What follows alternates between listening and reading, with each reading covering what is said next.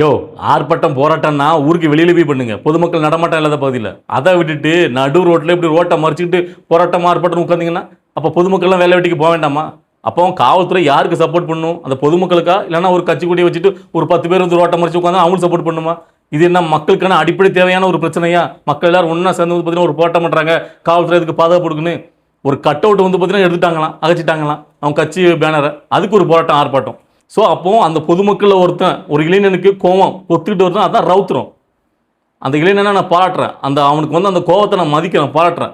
ஆனால் அவன் மேலேயும் ஒரு தப்பு இருக்குது. ஸோ இன்றைக்கி இந்த வீடியோவில் எல்லா விஷயத்தையும் நம்ம பார்க்க போகிறோம். அதாவது முக்கியமாக 2 விஷயங்களை பற்றி. ஒன்று, இந்த சோஷியல் மீடியாவில் வைரல் ஆகிட்டு இருந்துச்சுல்ல, ஒரு இளைஞன் வந்து பார்த்தீங்கன்னா காவல்துறை அதிகாரியை பலார்னு அரைஞ்ச அந்த வீடியோ தான். ஸோ இன்னொன்று பார்த்தீங்கன்னா உளுந்தூர்பேட்டையில் விசிகே மாநாட்டில் நடந்த அந்த அக்கப்போர். ஸோ எல்லாத்தையும் தான் விலாவரியாக பார்க்க போகிறோம். ஸோ வீடியோ ஸ்கிப் பண்ணாமல் ஃபுல்லாக பாருங்கள். ஃபஸ்ட்டு சோஷியல் மீடியாவில் நீங்கள் பார்த்த அந்த வீடியோ, அதாவது ஒரு இளைஞர் வந்து பார்த்தீங்கன்னா காவல்துறை அதிகாரி கணத்தில் அரைஞ்ச அந்த விஷயம் வந்து பார்த்தீங்கன்னா, அதாவது நீங்களாம் தெரியும், விசிகே கட்சியை சார்ந்த ஒரு பேனர் வைக்கப்படுது. அந்த பேனர் வந்து யாரோ அகச்சிட்டாங்க அப்படின்னு சொல்லிட்டு அங்கே விசிகே கட்சியை சார்ந்தவங்க பார்த்தீங்கன்னா ஒரு ரோட்டில் உட்காந்து ஒரு ஆர்ப்பாட்டத்தை பண்ணுறாங்க. அது காவல்துறை அங்கே வந்து நிற்குது. அப்போ அந்த வழியில் பொதுமக்களாக ஒரு இளைஞன் வாரான், அதாவது வேலைக்கு போகணும், அந்த ரோட்டுக்கு வழியாக போகிறவன் வரான். அப்போ அந்த கட்சியை சார்ந்தவங்க பார்த்தீங்கன்னா அவங்கள்ட்ட அந்த போகக்கூடாது, எனக்கு ஆர்ப்பாட்டம் பண்ணிட்டு இருக்கோம், நீ திருப்பி போ அப்படின்னு சொல்லி அவங்கள்ட்ட வாக்குவாதம் பண்ணுறாங்க. ஆனால் இந்த இடத்துல அந்த இளைஞனுடைய அந்த துணிச்சலையும் தைரியத்தையும் நாங்கள் பாராட்டுறேன். உண்மையிலே 10-15 பேர் சேர்ந்து வந்து பார்த்தீங்கன்னா அந்த எதிர்ப்பு தெரிவிக்கும் போதும் கொஞ்சம் கூட அசராமல், நான் அந்த வழியில் போகணுங்கயா, அப்போ எனக்கு யார் சம்பளம் தருவா, நான் வேலைக்கு போக வேண்டாமா அப்படின்னு சொல்லி அந்த பையன் அவ்வளோக்குள்ளே அசராமல் எத்தனை பேர் சுற்றி இருந்தாலும் தில்லாக பேசணும். அதுதான் அந்த ரவுத்துறங்கிறது. ஆனாலும் அந்த இடத்துல அதுக்கப்புறம் காவல்துறை அதிகாரி வந்து என்னப்பா பிரச்சனை, எப்போ இந்த இடத்துல போராட்டம் நடக்குது, நீ திரும்பி போ அப்படின்னு வாக்குவாதம் பண்ணும்போது, ஒரு கட்டத்தில் வாக்குவாதம் முச்சும்போது காவல்துறை அதிகாரி அடிச்சு வேண்டா போடா அப்படின்னு சொல்லும்போது அட்ரா பார்ப்போம் அப்படின்னு சொன்னோன்னா காவல்துறை அதிகாரி பலாரும் அந்த பையன் கணத்தில் அரைஞ்சிடுறாரு. உடனே கொஞ்சம் கூட யோசிக்காமல் அந்த பையன் திருப்பி பலாருன்னு அந்த காவல்துறை அதிகாரி மேலே அடிச்சிடறான். அதுக்கப்புறம் என்ன நடக்கும்? அந்த பையனை கழுத்தை நெரிச்சு மற்ற போலீஸ்லாம் சேர்ந்து எல்லாம் அடித்து அந்த பையனை உள்ளே தூக்கி போட்டு கொண்டு போயிட்டாங்க. இனிமேல் அந்த பையனுடைய வாழ்க்கை என்னவா போதோ தெரியல, கேள்விக்குறி தான். பாவம் அந்த பையன் மேலே, அந்த பையன் பண்ண தப்புக்குண்டான தண்டனை கொடுத்துருங்க, மற்றபடி அவன் வாழ்க்கை அழிச்சிடாதீங்க, அவ்வளோதான் சொல்லுவேன். ஏன்னா அந்த பையன் கேட்ட கேள்வி ஒவ்வொன்றும் சரியான ஒரு சாதாரண ஒரு பொதுமக்கள் வந்து ஒரு இளைஞன் வந்து கேட்குற ஒரு கேள்வி. எல்லாருக்கும் இருக்கக்கூடிய அந்த கோபம் தான். கட்சிகள் வந்து ஒவ்வொரு கட்சியும் நம்ம நாட்டில் எத்தனையோ கட்சிகள் இருக்குது. ஒவ்வொரு கட்சியும் ஒரு போராட்டம் ஆர்ப்பாட்டம்னா உடனே சாலையை முறிக்கிறது, ஓட்டை முறிச்சு உட்கார்றது. அப்போ பொதுமக்களுடைய சாதாரண மக்களுடைய வாழ்வாதாரமே பாதிக்கப்படுதில்லை. ஸோ அதனுடைய ஒரு வழியாக தான் அந்த பையன் கேள்வி கேட்டான். ஆனால் அந்த பையன் கேட்ட கேள்வி சரியான ஒரு கேள்வி. ஆனால் அந்த பையன் கொஞ்சம் ரகடாக ஒரு காவல்துறை அதிகாரி, அதுவும் வயசில் பெரியவர், அந்த ஒரு யூனிஃபார்ம் போட்ட ஒரு அதிகாரிக்கு கொடுக்க வேண்டிய மரியாதை கொடுக்கணும். அட்ரா பாப்பன்னு ஒருமையில் பேச அந்த பையன் பேசுன தப்பு. காவல்துறை அதிகாரி அதுக்கப்புறம் அடிச்சிடறாரு, ஓகேவா? அது திருப்பி வேறு அடிச்சிடறான். ஸோ எனக்கு வந்து காவல்துறை அதிகாரிக்கும் பார்த்தீங்கன்னா, அதாவது ஒரு பொதுமக்கள் மேலே கையை வைக்கிறதுக்கு அவங்களுக்கு ஒரு அதிகாரம் கிடையாது. ஸோ அவங்களும் பார்த்தீங்கன்னா இப்போ இதே மாதிரி அந்த போராட்டம் பண்ணாங்கல்ல, அந்த போராட்டத்தில் உள்ளவங்க ஏதாவது ஒரு வார்த்தையை விட்டால் உடனே வந்து பார்த்தீங்கன்னா காவல்துறை அதிகாரி அவங்க மேலே தாக்கியிருப்பாரா? தாக்கியிருக்க மாட்டார். ஏன்னு கேட்டிங்கன்னா அங்கே வந்து 10-15 ஒரு கட்சிக்காரங்க இருக்காங்க, அவங்கள தாக்குனா பிரச்சனை வரும், தான் வேலைக்கே பிரச்சனை வரும், அது வேற மாதிரி அதனால் வைக்க மாட்டாங்க. ஆனால் அதே இது பப்ளிக்லேருந்து ஒருத்தங்க இப்படி வந்து கேள்வி கேட்டாங்க, ஒரு நியாயத்தை கேட்டாங்க அப்படின்னா உடனே அவங்க மேலே வந்து ஒரு அடக்குமுறையை கையாளுறது என்னதான் நியாயம்னு எனக்கு புரியலை. இதில் இந்த 2 பேர் மேலேயும் தப்பு இருக்குது. அந்த காவல்துறை அதிகாரி மேலே முதல்ல அடிச்சது தப்பு, அந்த பையன் திருப்பி அடிச்சது தப்பு, ஓகே. ஆனால் இதில் இன்னொருத்தங்களையும் நான் பயங்கரமாக ஒரு குச்சாட்டுறேன். யாருன்னு கேட்டிங்கன்னா, அந்த ஒரு பையன் மட்டும் அதை வந்து போராடிக்கிட்டே இருக்கான். பின்னாடி அடுத்தடுத்தாப்புல பைக்கில் நிற்கிறானுங்க. அவனும் வந்து ஒட்டுமொத்தமாக அந்த பையனுக்கு ஆதரவாக வந்து நின்று இருந்தாங்கன்னா, இந்த காவல்துறை அதிகாரி 2 பக்கம் சமரசம் பண்ணி அந்த போராட்டத்தில் சாலை மறியல் பண்ண அவங்களே இப்போ நவுங்கப்பா பொதுமக்கள் போகணும்னு சொல்லி அப்படி பேச்சுவார்த்தை நடத்தி பொதுமக்களுக்கு வழிவிட வச்சிருப்பாங்க. ஆனால் அந்த பொதுமக்கள் நாம தான் பார்த்தீங்கன்னா ஒன்றா சேர்றதே கிடையாது, வேடிக்கை தான் பார்த்துட்டு இருக்கோம் எல்லா இடத்துலையும். அதனால தான் எல்லா இடங்களிலும் தப்பு நடந்துக்கிட்டே இருக்குது. ஸோ அப்போ இதுலேருந்து நான் என்ன சொல்ல வரேன் கேட்டிங்கன்னா, நம்மளுக்கு அதாவது பொதுமக்கள் இடையே பார்த்தீங்கன்னா ஒரு ஒற்றுமை வேணும். ஒரு பிரச்சனை ஒரு பொது இடத்துல நடக்குது அப்படின்னா நமக்கு என்ன வந்திருக்கு அப்படின்னு சொல்லிட்டு ஒதுங்கி போகாமல், அது உண்மையிலேயே நியாயமான பிரச்சனை, அங்கே யார் பிரச்சனை அவங்களுக்கு சப்போர்ட்டாக நம்ம நிற்கணும், ஆதரவா. இப்போ அந்த பையனுக்கு வந்தது என்ன? ஒரு நியாயமான கேள்வி, ஒரு நியாயமான கோபம், ஓகேவா? ஏன் வந்து பார்த்தீங்கன்னா ரோட்டை மறிச்சிட்டு இருக்கீங்க, நான் வேலை வெட்டிக்கு போக வேண்டாம் அப்படிங்கிற கேள்வி தான். ஸோ ஆனால் இன்றைக்கி அந்த பையனுடைய வாழ்வாதாரம் என்னாச்சு பாருங்கள், அவனுடைய வாழ்க்கையே திசை மாதிரி போயிட்டு. இப்போ வந்து எத்தனை கேஸ் போட்டிருக்காங்க பாருங்க, அவன் மேலே 6 வழக்கு பதியப்பட்டிருக்கு. அதாவது அவன் வந்து பார்த்தீங்கன்னா கொலை பண்ண முயன்ற ஒரு வழக்கு அப்படின்னு கிட்டத்தட்ட எத்தனையோ ஒரு 5 வழக்கு எக்ஸ்ட்ரா போட்டிருக்காங்க. ஆனால் அந்த பையன் என்ன பண்ணான்? அந்த பையன் பண்ண தவறு தான், இல்லைன்னு நம்ம சொல்லலை. ஆனால் அதுக்காக என்னை பொறுத்த வரைக்கும் நான் வந்து முதலமைச்சர் விஜய்கிட்ட இதன் வழியாக நான் கேட்டுக்கிறேன், அந்த பையன் பண்ணது என்ன, காவல்துறை அதிகாரி பண்ணது என்ன, அந்த கட்சிக்காரங்க பண்ணது என்ன, எல்லாமே ஓப்பனாக பார்த்தீங்கன்னா வீடியோவில் பதிவாயிருக்கு. உலக தமிழில் எல்லாருமே, உலகத்தில் எல்லா மக்களுமே பார்த்துருப்பாங்க. ஸோ அப்படிங்கிற பட்சத்தில் அந்த பையன் பண்ண தப்புக்கு உண்டான தண்டனையும் கொடுங்க, அது தப்பே கிடையாது. அந்த பையன் தப்பு பண்ணியிருக்கான், அவனுக்கு உண்டான தண்டனை கொடுத்து அந்த பையனை விட்டுருங்க. அதை விட்டுட்டு அதிகப்படியான தண்டனை கொடுத்து அந்த பையனுடைய வாழ்க்கையே பறிச்சிடாதீங்க. அவ்வளோதான் நான் சொல்லணும்னு நினைப்பேன். ஏன்னா இங்கே கொள்ளையடிச்சவன், கொலை பண்ணவன், பாலியல் குற்றம் பண்ணவனும் ஊரில் வந்து ரொம்ப வந்து கஞ்சா குடிக்கலாம் எவ்வளவோ அலைஞ்சிட்டு இருக்குங்க. அதுகளுக்கு கூட இந்த மாதிரி தண்டனை கிடைச்சா தெரில. ஆனால் அந்த பையன் நியாயமான ஒரு கேள்வியை அவனோட அந்த ரௌத்திரம் அதை கேட்குறான். பொதுமக்கள் ஒருத்தனால அந்த கோபம் வர்றது நியாயமானது. ஸோ அதுக்கு அந்த பையன் கொஞ்சம் உணர்ச்சி வசப்பட்டு கொஞ்சம் அதிகமாக நடந்துக்கிட்டான். ஸோ அதுவும் தப்பு தான். அதுக்குண்டான தண்டனையை மட்டும் கொடுத்து அவனை வெளியே விட மாதிரி நான் இதன் மூலமாக கேட்டுக்கிறேன். ஸோ இந்த வீடியோ பார்க்கக்கூடிய நண்பர்களும் உங்களுக்கு என்ன தோணுங்கிறத அந்த கருத்தை கமெண்டில் பதிவு பண்ணுங்க. சரியா? சரி, அடுத்த கட்டமாக இன்றைக்கி நம்ம பார்க்கக்கூடிய விஷயம் என்னன்னு கேட்டிங்கன்னா, நேற்று ஒரு மாநாடுங்கிற பேரில் நடந்த ஒரு அக்கப்போர் தான். அதை பார்த்துட்டு அதாவது டிவிக்கு கட்சி அவங்களுடைய மாநாடு கூட்டணுன்னு அதை பார்த்துக்கிட்டு இங்கே ஒவ்வொருத்தரும் சமூகத்தில் உள்ள போராளிகள் பெரிய பெரிய படித்த மெத்த படித்த மேதாவிகள்லாம் என்ன ஒரு விமர்சனத்தை வச்சான்னு கேட்டிங்கன்னா, இது பார்த்தியா தற்கொலை கூட்டம், மரத்துலேருந்து இங்கே விழுறானுங்க, அது விழுறாங்க, தற்கொலை கூட்டம்னு அப்படியே வந்து பார்த்தீங்கன்னா ரொம்ப அதை இழிவாக ரொம்ப கேவலமாக பேசினாங்க. ஸோ அப்படிப்பட்டவன்ட்டெல்லாம் நான் கேட்குறேன், நேற்று ஒரு மாநாடு உளுந்தூர்பேட்டையில் நடந்திருக்குப்பா, விசிகே கட்சியோட மாநாடு. அந்த மாநாட்டை பார்த்தீங்களா பார்க்கலையா? இப்போ அந்த மாநாட்டுக்கெலாம் என்ன ஒரு பேர் வைப்பீங்க?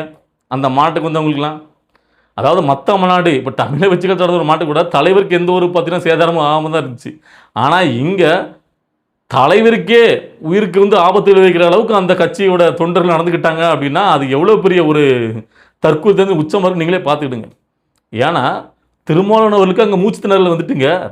அந்த கூட்டத்தில் ஒருத்தன் கூட அதாவது தலைமையில் வந்து அடிபடுத்து ஒருத்தருமே பேச்சை கேட்கலங்க. கட்டுக்கடங்காத ஒரு கூட்டம், கட்டுக்கடங்காத வந்து பார்த்தீங்கன்னா அதாவது ஒரு சொல்படியாத அடிபணியாத ஒரு கூட்டம் சொல்லுவாங்களா, அப்படிப்பட்ட ஒரு கூட்டம். எங்க அங்கேருந்து ஒருத்தன் பையன் இங்கேருந்து ஒருத்த பையன் கழுத்தை பிடிச்சிருக்காங்க. ஒரு தலைவருங்க, ஒரு கட்சியோட தலைவர், அவரே பிடிச்சி இழுக்காங்க, அவர் மேலே மூஞ்சல் தூக்கி அடிக்காங்க, அதாவது தலையில் தூக்கி அந்த துண்டாலும் தூக்கி போடுறாங்க. ஸோ ஒரு பார்க்கும்போது ஒட்டு மொத்தமாக பார்த்தீங்கன்னா அங்கேருந்து ஒன்று பாய் இங்கிருந்து ஏதோ பார்த்தீங்கன்னா ஒரு பெரிய ஒரு குரங்கூட்டத்தில் குரங்கு சப்புன்னு அப்படி பிடிக்கிற மாதிரி அப்படி ஆளாளுக்கு இப்படி தொங்குறாங்க வைக்காங்க. அவரால் ஒன்றுமே பண்ண முடியல, கண்ட்ரோலே பண்ண முடியல அவரால். பாவம், எனக்கு அவர் நிலைமையை நினச்சது சிரிப்பாக இருந்துச்சு. எப்படி ஒரு கூட்டத்தை வச்சு, ஏன்னா ஒரு கொஞ்சம் கூட பார்த்தீங்கன்னா ஒரு கட்டுக்கு அடங்கவே மாட்டேங்காங்க அந்த கூட்டத்தில் உள்ள யாருமே. அவர் எவ்வளவோ சொல்கிறாரு, எப்போ அங்கே போங்க அப்போ அங்கே இருங்க, சுத்தமாக மதிப்பே கிடையாது. அவருடைய பேச்சுக்கு ஒரு மதிப்பே இல்லை, ஒரு மரியாதை, ஒரு தலைவருடைய பேச்சு கூட அங்கே மதிப்பு இல்லை. அந்த அளவுக்கு அவர் வந்து பார்த்தீங்கன்னா அந்த கூட்டத்தை கூட்டிட்டு அந்த கூட்டத்தை கட்டுப்படுத்த முடியாமல் அவர் திணறாரு. கடைசியில் அவருக்கு மூச்சு திணறல் வந்து அதை பார்க்கவே நம்மளுக்கு பரிதாபமாயிட்டு. சரி, அதில் பக்கம் இருக்கட்டும். இன்னொன்று அதில் முக்கியமாக நம்ம பேச வேண்டியது கேட்டிங்கன்னா, சமூகநீதின்னு பேசுவாங்க. ஆனால் அங்கேயே பார்த்தீங்கன்னா ஒரு சமூகநீதி இல்லை அந்த மாநாட்டிலே அப்படிங்கிறது தான் இதன் மூலமாக ஊசிதமாகுது.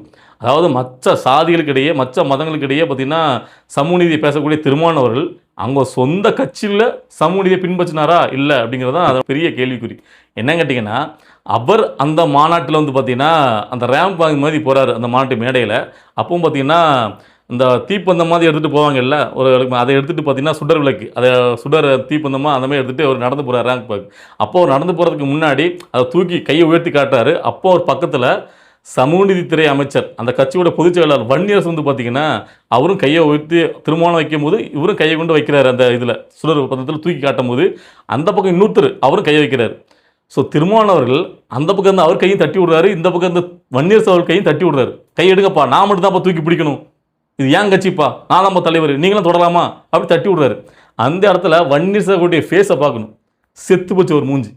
ஸோ அந்த இடத்துல கொஞ்சம் ஒரு சிறுபிள்ளைத்தனமாக திருமாவளவர்கள் நடந்துக்கிட்டாரா அப்படிங்கிறத நம்மளுக்கு தோணுது. ஏன்னு கேட்டிங்கன்னா, யாருமே ஒரு புது இடத்துல இவ்வளோக்குள்ளே கூட்டத்துக்கு முன்னாடி நின்று கையை நிற்கும் போது கூட அவங்க கட்சியை சேர்ந்த முக்கியமான நிர்வாகிகள், அதுக்கு அடுத்த கட்ட நிர்வாகிகள் அவங்களும் கையை வைக்கும் போது சட்டாரம் கையை தட்டி விட மாட்டாங்க. எந்த ஒரு பெரிய மனுஷனும் அவ்வளோ சீக்கிரத்தில் அப்படி நடந்துக்க மாட்டாங்க. ஆனால் அவர் வந்து பார்த்தீங்கன்னா திருமாவளவன் அந்த இடத்துல டக்குன்னு தட்டி விட்றாருங்க. 2 பேர் கையை வைக்காதையா, அடியா கையா, நான் மட்டும் தான் வைப்பேன். அதாவது நீங்கள் தான் அந்த கட்சியோட தலைவர், அது எல்லாருக்குமே தெரியுமே. கொஞ்ச நேரம் அந்த கையால் வைக்க போகிறாங்க, உனக்கு கூட வச்சு அதுக்கப்புறம் நீங்கள் தானே ஒத்தியால் அதை பிடிச்சிக்கிட்டு ரேம்பாக் போக போகிறீங்க, போக வேண்டியதானே. அதில் அவங்க அடுத்த கட்ட நிர்வாகிகள் அதை கையை வச்சு பிடிக்கிறது அவருக்கு பிடிக்கல. அந்த ஃபோட்டோ வீடியோஸ் எல்லாத்தையும் பார்த்தீங்கன்னா அவர் மட்டும் தான் அந்த கையை உயர்த்தி நிற்கணும் அப்படிங்கிற மாதிரி அவர் நினைக்கிறாரு. தனக்கு தான் அப்படிங்கிற அவருக்கு வந்து பார்த்திங்கன்னா ஒரு தன்னை மட்டும் தான் முன்னிலைப்படுத்தணும், வேறு யாரையும் அதை முன்னிலைப்படுத்தக்கூடாது, நான் தான் அந்த கட்சிக்கு உண்டான எல்லாம், எனக்கு தான் எல்லாமே கிடைக்கணும், அந்த கிரெடிட் ஃபுல்லாக எனக்கு தான் வரணும் அப்படிங்கிற அந்த ஒரு அந்த விளம்பரம் இருக்குல்ல, அந்த சுய விளம்பரத்துக்கு அவர் ரொம்ப விரும்புகிறார். அவரை மட்டுமே எல்லாரும் போச்சணும் அப்படின்னு நினைக்கிறார். அதாவது இந்த அடுத்தட்டு மக்களுடைய ஒரே தலைவன் நான் தான், இந்த மக்களுக்கு உண்டான ஒரே தலைவன் நான் மட்டும் தான் இருக்கணும் அப்படிங்கிறது அவருடைய நோக்கம். இதை ஏன் சொல்கிறேன்னு கேட்டிங்கன்னா, இடையில வந்து பார்த்திங்கன்னா அவங்க அதாவது அதே சமுதாயத்தை சேர்ந்த ஏர்போர்ட் மூர்த்தி வந்து பார்த்தீங்கன்னா குண்டை சட்டத்தை உள்ளத்துக்கு போட்டாங்க திமுக ஆட்சியில் இருக்கும்போது. ஏன்னு கேட்டிங்கன்னா அவரும் அதே சமுதாயத்தில் உள்ளவர். அதுக்கு அடுத்த கட்டமாக அவர் வளர்றது அவருக்கு பிடிக்கல திருமாவளவர்களுக்கு. அதான் உண்மை. அந்த சமுதாயத்தை பொறுத்த வரைக்கும் ஒரே தலைவராக நான் தான் இருக்கணும் அப்படிங்கிற ஒரு நினைப்பு அவர் மனசுக்குள்ளே இருக்குது. சரி, ஓகே. அதுக்கப்புறம் அந்த மாநாட்டில் திருமாவளவர்கள் பேசின அந்த விஷயத்தை பற்றி பார்க்கலாம். அதாவது முதலமைச்சர் விஜய் அவர்கள் இந்த மாநாடு சிறப்புறதுக்கு ஒரு வாழ்த்து தெரிவித்து ஒரு வாழ்த்து படம் அனுப்பியிருக்காரு. அது வந்து பார்த்தீங்கன்னா தமிழ் தேசிய எழுச்சிக்காக நீங்கள் எடுக்கக்கூடிய இந்த விஷயம் வந்து பார்த்தீங்கன்னா வெற்றி அடைய நான் வாழ்த்துகிறேன் அப்படின்னு முதலமைச்சர் பாராட்டி அவருக்கு அந்த வாழ்த்து மடலை அனுப்பியிருக்காரு. அதை பெருமையாக படிக்கிறாரு. எனக்கு என்ன கேட்டிங்கன்னா இவர் எப்போ தமிழ் தேசியத்தை தூக்கி பிடிச்சார்? இவர் முழுக்க முழுக்க திராவிடத்தை தானே தூக்கி பிடிச்சிட்டு அடைஞ்சார். அதுவும் அந்த ராஜபக்சேயோட கைகோர்த்தவர் தான் இவர். நம்மளே பார்த்துருக்கேன் அந்த காணொலிகள்லாம்.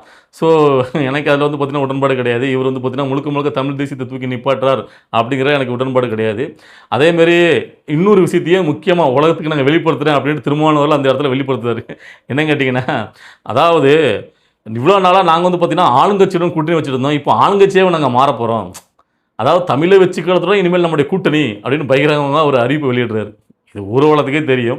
ஆனால் அவர் மட்டும் இவ்வளோ நாள் ஒத்துக்கிடாமலே இருந்தார். என்ன கேட்டிங்கன்னா நாங்கள் வந்து டிவிக்கு கூட அமைச்சர்கள் தான் பங்கு பெற்றிருக்கோம். நாங்கள் அமைச்சரில் பங்கு பெற்றிருக்கனாலேயே நாங்கள் அந்த கூட்டணி தொடரலாம் அர்த்தம் கிடையாது. எப்போ வேணால் நாங்கள் அந்த அமைச்சர்லேருந்து வெளியே வர முடியும். ஸோ நாங்கள் இன்னுமே பார்த்தீங்கன்னா திமுக கூட நட்புறவை தான் தொடரோம் அப்படின்னு நேரத்துக்கு நேரம் மாறி மாறி உருட்டிட்டு இருந்தார். ஸோ இப்போ அந்த உருட்டலுக்கெல்லாம் முச்சுப்புள்ளி வச்சு நாங்கள் டிவிக்கு கூடயே தொடர்றோம் அப்படின்னு அறிவிச்சிருக்காரு. இதுக்கு என்ன காரணம் கேட்டிங்கன்னா அங்கெல்லாம் தெரிஞ்சு போயிடுச்சா ஊருக்கு குளத்துக்கு ஸ்ட்ராங் ஆகிட்டார். டிவிக்கே தான் ஸ்ட்ராங். இனிமேல் அவருங்களை யாரும் அசைக்க முடியாது. அவங்களுக்கு ஒரு செல்வாக்கு இனிமேல் யாரும் அசைக்க முடியாது. முதலமைச்சர் விஜய் வளர்ந்துக்கிட்டே இருக்கார். நாளுக்கு ஒரு நாளும் பயங்கரமாக அவர் வளர்ந்துட்டு இருக்காரு. மக்கள் செல்வாக்கு அவர்கிட்ட கூட்டிகிட்டு இருக்கு அப்படின்னு தெரிஞ்சு போச்சு. ஸோ அதனால் எங்கே அதிகாரம் இருக்கும் அங்கே போய் ஒட்டிக்கிறது அவருடைய வேலை. ஸோ அதேமாதிரி ஒட்டிக்கிட்டார். ஓகேவா? என்ன ஒன்று கேட்டிங்கன்னா என்னை பொறுத்த வரைக்கும் இனிமேல் தான் டிவிக்கே ரொம்ப ரொம்ப கேர்ஃபுல்லாக இருக்கணும் முதலமைச்சர் விஜய் அவர்கள். இவர் எப்படிப்பட்ட ஆள், இவருடைய சுயரபணி இனிமேல் தான் தெரிய ஆரம்பிக்கும். ஸோ அவ்வளோதான் நம்ம சொல்ல முடியும். வேற என்ன நம்ம சொல்ல முடியும்? சரி, பார்க்கலாம் என்ன நடக்குது அப்படிங்கிறத. ஸோ இந்த வீடியோ பார்க்கும்போது உங்களுக்குலாம் என்ன தோணுது? திருமாவளவர்கள் இப்போ தமிழை வச்சுக்கிறதும் கூட்டணி தொடர்கிறேன்னு அறிவிச்சிட்டாரு.